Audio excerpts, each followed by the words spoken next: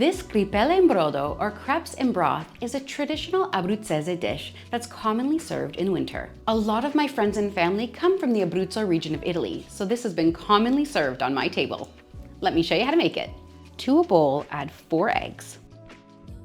Then add in 236 milliliters, 1 cup of water, and 118 milliliters, half a cup of milk. Give that a little whisk together. Sprinkle over 4 tablespoons, 30 grams of plain flour. Add in 1 teaspoon, 4 grams of salt. You can add more or less if you'd like.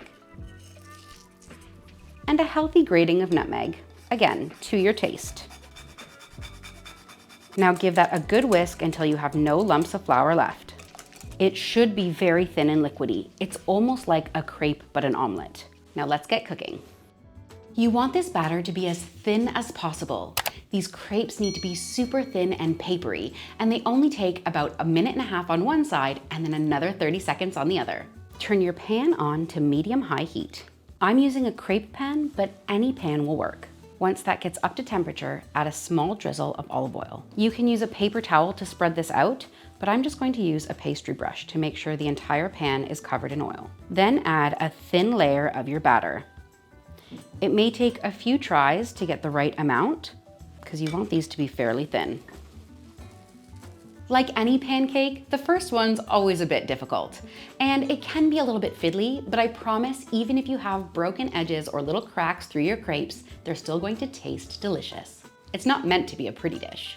I like to go in with a silicone spatula just around the edges, especially if you've got very thin batter there, so that it doesn't get too crispy or burn while the rest of the pancake cooks. Once both sides are browned, remove it to a cutting board. While it's still hot, add a little sprinkle of parmigiano reggiano cheese and just roll it up. Now you'll set that aside while we make the rest of them. You may need to adjust the heat on your stove between pancakes. You'll find if it's getting too brown too quickly, or if it's not cooking fast enough, it just needs a little tweak. Here's one that didn't quite turn out perfect, but it still rolls up beautifully.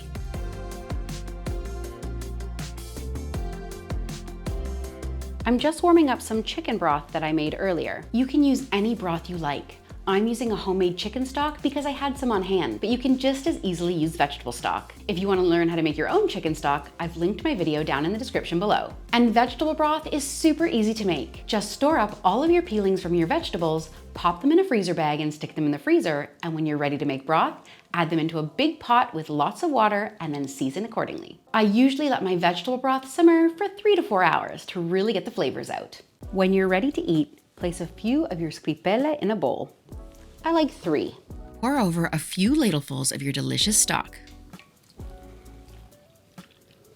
Top it off with a bit more parmigiano reggiano e buon appetito.